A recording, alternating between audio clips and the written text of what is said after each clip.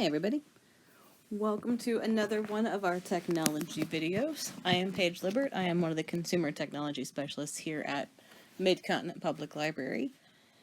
And today we're going to talk about Apple products. Specifically, I've got 10 awesome tech tips for you dealing with various Apple products. So today's topics are going to be 10 tips about Apple products. We'll do a kind of quick overview of what the devices are, and then we'll just jump right into the tips. So what you're going to need, you're going to need an Apple device. So there are several different devices. I'll talk about a few of them here in a moment. You may or may not need an internet connection. This applies more to our last tip of the day for your internet connection. But for the most part, to work with many of the apps on your Apple devices, specifically if you're using a Mac device, you're going to need an internet connection to do a few things. And then you're going to need your Apple ID and password. And now this you may not need for any of these, but to kind of get your account created, to do updates and that sort of thing, you may be asked for your Apple ID and password. So just having that handy will save you some efforts. So the products themselves, I tried to find a picture that had a pretty good idea of what each of the different products are. So over on the far right, hopefully it's familiar to you, is an iPhone. I am not sure what generation that is. I'm guessing it's a 6 or a 7. Apple did just announce the iPhone 12, I believe, yesterday. But a lot of people are still using the iPhone 6 or 7. I know some people who are still using the iPhone 5. As long as you can still kind of get your apps and stuff working and your phone is still working fine, it doesn't really matter what device you have. However, some of the older models of iPhone and iPad and maybe even Mac may not be able to do some of the things that I'm going to talk about today, so just kind of keep that in mind. I'll be working from an iPad, which is this one that's kind of in the middle of the picture. It is their tablet. There are all kinds of different types of iPads. They have iPad Pros, the standard iPad or iPad Air, and then there are the iPad Minis, which are just sort of, I don't know, they're kind of like a smaller version of the iPad that I think of sometimes as like a giant version of the iPhone. It's kind of that somewhere in between size. I'll be working on an iPad Air that is running iOS or iPad OS 14, which is their most recent operating system. And then the other devices that they have are their Mac products. What I have in this picture is a MacBook. I'm not sure if it's a MacBook Air or a MacBook Pro, but it's a MacBook that is their laptop computer device. They also have the iMac, which is their version of the desktop.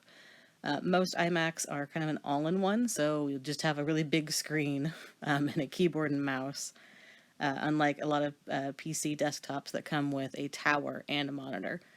But there are some PCs that also are kind of all-in-one like that. So there are 4 kind of main product lines within the Apple product stuff that I'll be talking about today. Most of my tips are going to revolve around their mobile devices, so the tablet, the iPad, and the phone, which is the iPhone. But I do have some tips for the Mac users as well. So without further ado, tips 1 through 6 are going to be on my iPad, and they're going to revolve around the settings, which is why I kind of have a sad little circle around the settings app up there in the corner. So I'm just going to jump right in. This is my home screen. Welcome to my home screen. And I'm going to tap on the settings app to open it up. And we are here. I am in general already, which is perfect. That's where I want to be. Because tech tip number 1 is all about the software update. So that is the second option under general. And you can see mine is up to date. I'm on iOS 14.0.1, which is the most recent version of their operating software or operating system. Software updates are your friend, and that is my tech tip number 1 for this. I do know that there are a lot of people who are kind of wary to update phones or tablets just because they're kind of used to the way things work. And kind of there's that fear that something might break or be different. But really with the Apple devices, those updates are there to fix things that easily break more frequently than anything else. They're in there for bug fixes. And like with iPad, like when they do a new number, so when it goes from iOS 13 to 14 or 14 to 15 eventually, those are a lot of times to add in some new features that are like highly sought after or that can be really, really cool and useful. One of those was actually an update in 14, an update to the widgets feature, which I'll talk about a little bit later today, to make it more useful, more fun, more user-friendly. So those software updates are your friend. There are devices that can no longer update, so in that Apple line, you may not be able to update your device past 13 or past 12. There's nothing wrong with that, but there are going to be some features that you may not have access to, and eventually you may not be able to use some of the apps as they update their own kind of software and coding, so that they may not be able to run on some of those older operating systems. So just sort of keep that in mind. Tech tip number 2, I'm going to stay in settings, and I'm going to move up a couple. So from general, I'm going to go up to do not disturb. Dunno, hopefully you guys have heard of do not disturb and have used it a few times.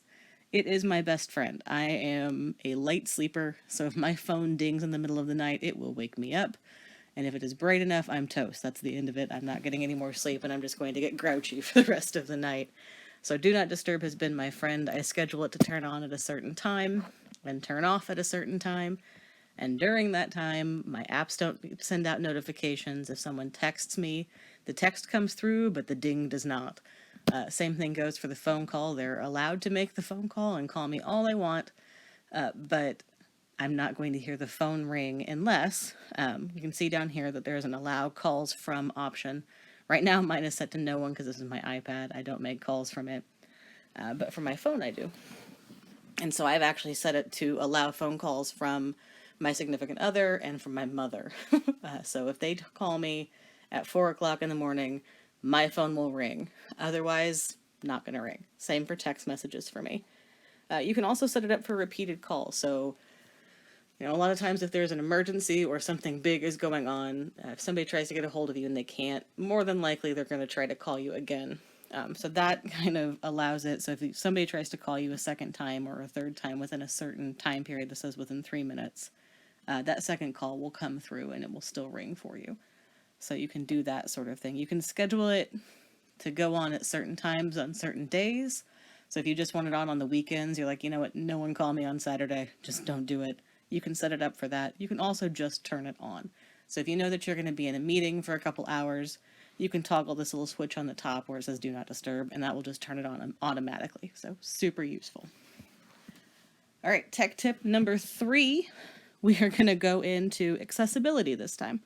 And this is super awesome. I've kind of pointed out accessibility features on Apple devices before, but there's one that I wanted to bring up again and again and again and again because I think it is enormously helpful, and that is that you can change your font size. So I'm in here in accessibility under the vision group here, and I'm going to tap display and text size. So that brings up a huge list of fun things that you can do with your text and your display, but I'm going to click on larger text, which is the second option. And that gives me a little slider bar. So I can change the size of the font on my device. So if I just press it, if I tap and kind of drag, you can see my text sizes get larger. And then if that's still not big enough for you, you can kind of toggle this larger accessibility sizes thing, and it will give you even more options. So you can get your text absolutely massive. Very readable, probably, hopefully. The only problem I have as you get the larger text is you can't see as many things, which is kind of annoying. It makes your lists really, really big because you have to scroll for quite a while to get down there.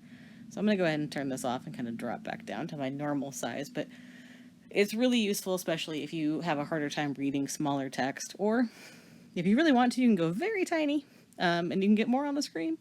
I prefer kind of a mid-range default setting. Bonus thing for here in my little tech tip, the first option here, bold text, if you turn that on, it literally bolds your text, which can make it a little bit easier to read, especially if you've got that accessibility large font size. You can make stuff super easy to read. So that one is there. All right, on to tech tip number, what are we on? I believe we're on number 4. So tech tip number 4, I'm going to come down here to display and brightness. So over here on the left, display and brightness. We're going to talk about 2 things in here. So actually tech tip number 4 and 5 are going to be in here. First things first, you can see on this very top part of the appearance, I am in light mode. If I swap this to dark mode, oh my eyes feel so much better. Okay, I prefer dark mode, so it basically changes all of your background and everything to be black or very dark gray. For some people, that's easier to read. I am one of those people. I get a little bit of eye fatigue with everything being so white, bright. I don't like it. So I switch mine to dark mode more often than not. But for things like this, I do keep it in light mode. So I'm going to go ahead and switch back so you can see the difference. I feel like it might be a little bit easier to read on computer screens through video when I have it in that light mode. But that is an option to do depending on what you want to do and whatever your preference is. So if you do flip on dark mode, anything that is kind of native to your device is going to also be in dark mode. So when you go into other Apple products, it generally stays in dark mode. That might not carry through to some of the apps that you have downloaded. They may have their own dark mode option, or they may just not have a dark mode option. So keep that in mind as you're sort of scrolling through things. It may not carry through everything. And then tech tip number 5 is also in here. We're just going to go down a few options into the auto lock. So right here, towards the bottom of my screen, it says auto lock never. I'm going to tap on that. So the auto lock feature is a thing that just locks your device. So you have a little lock key / power button somewhere on your device, depending on the age of the device. Mine is on the top right.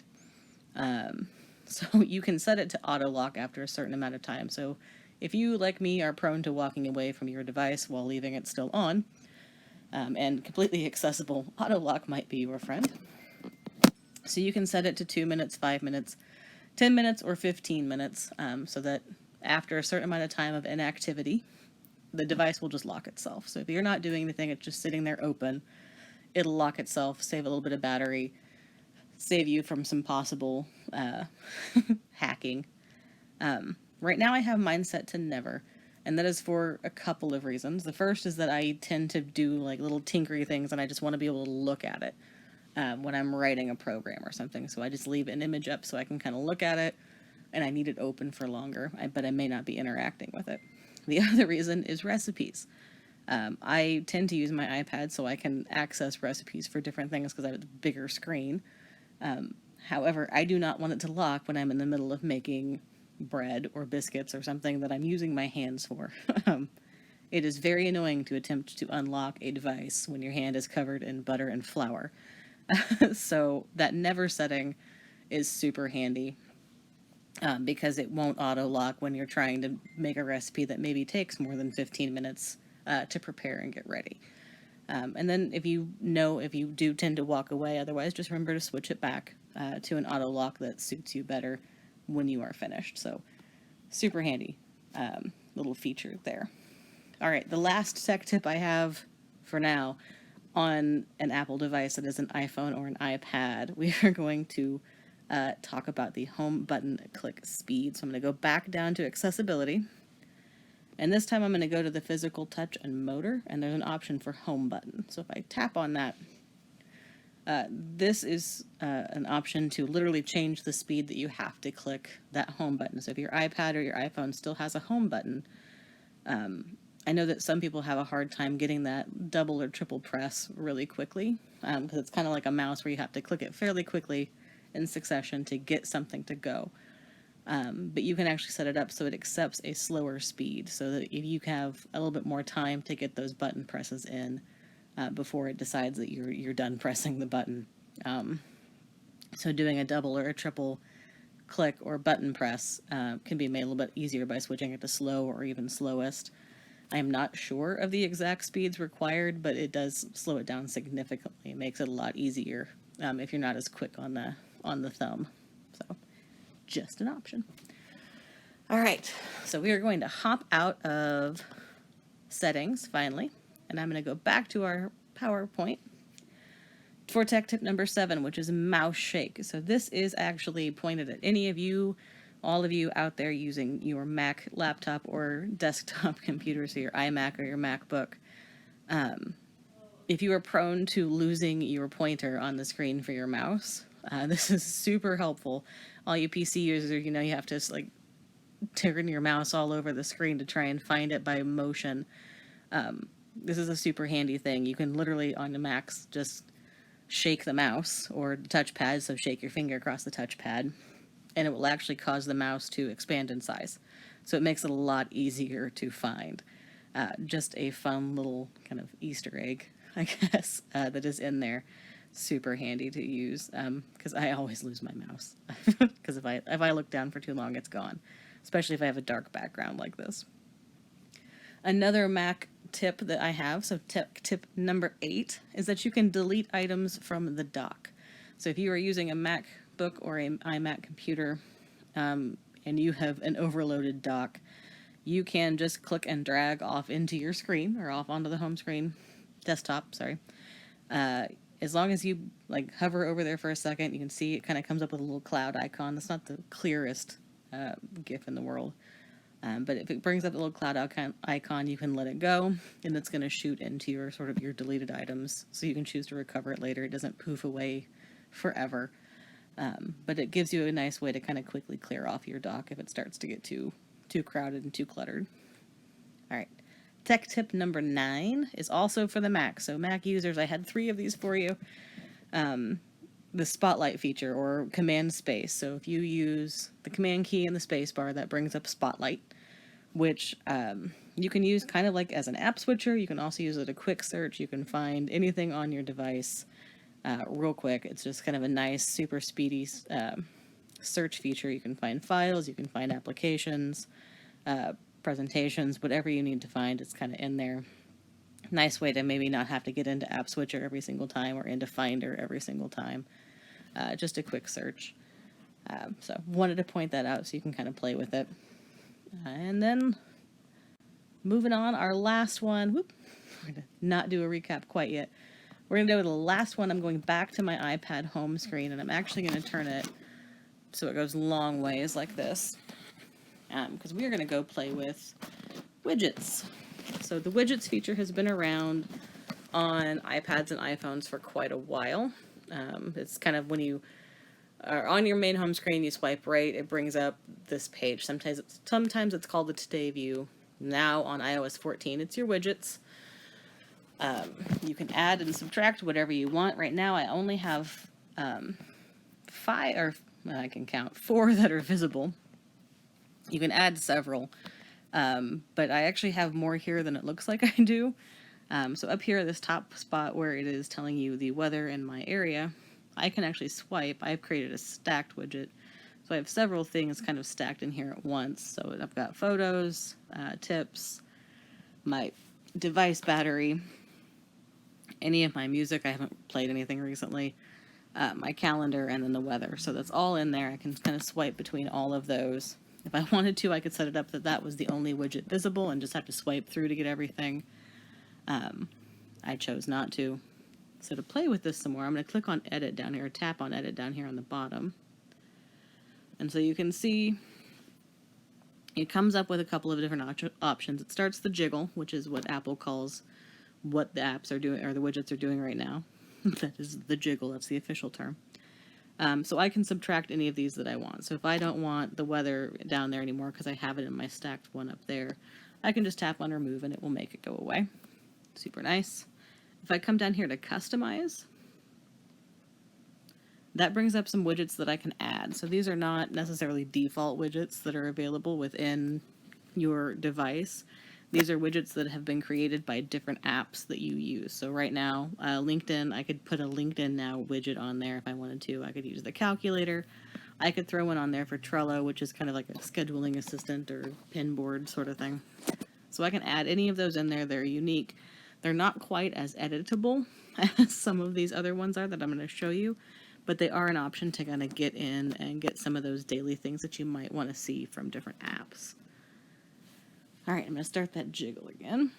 I'm going to come up here in the top left corner. You can see the little plus up here. And that will allow me to add widgets based on kind of I'm calling them the native apps, but apps that Apple kind of default puts on your device. So there's all kinds. I got rid of the weather, but maybe I want to bring that back. So I'm going to come down here to weather. just tap on it.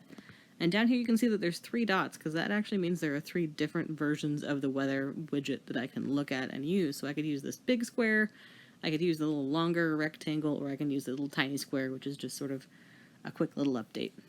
So I'm going to go ahead, I don't have any of the big ones, so I'm going to do the big one right now, so you can see what it looks like. So that's how that looks when it comes in there. It's going to take a second to populate. But once it's in there, now I can just use that. I can pop in. It's super big. I can see what the next few days' weather's supposed to be. Ooh, it's supposed to be cold tomorrow night. Cool. I can mess with the clock, so maybe I don't want that clock. So I can come in here and do the world clock. I can do this clock, or I can do this clock. So I have 3 different options for the clock. I think I'm just going to stick with what I have.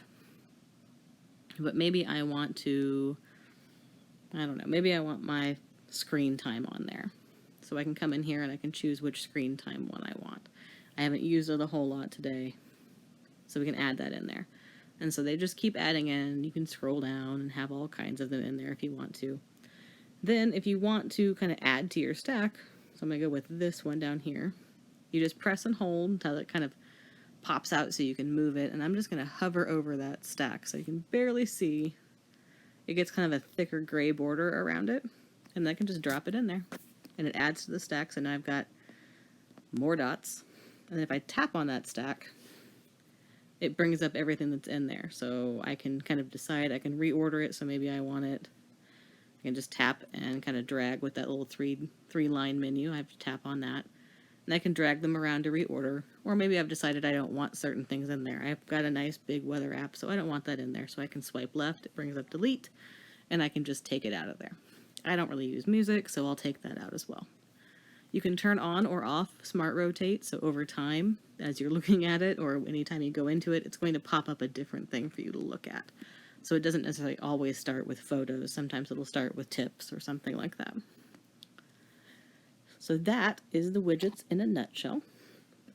Hopefully you got a little bit out of that. So I just click done on the top. That stops the jiggle. The other way to stop the jiggle, you can just press your home button, and that will stop the jiggle as well. I'm going to go back to my home screen, and I'm going to head back to our PowerPoint. Oh, hold on. Give it just a second to load up. We're going to do a quick recap of everything that we just talked about today. Let it bring it back up. I stayed away from it too long. It got mad at me. So I'll pull that up as a slide. So here we go, recap time. So today, our 10 tech tips. We talked about software updates and the fact that they are your friend. Remember to keep your device updated so that you have all the bug fixes and all the cool new features. Do not disturb to save you from horrible dings at 4 o'clock in the morning. You can change your font size. You can change your home button click speed. You can swap into dark mode or light mode, whatever you prefer.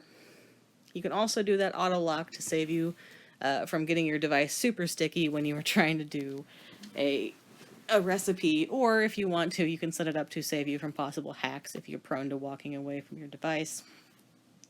For the Mac users, you can play with that mouse shake to make your pointer more visible.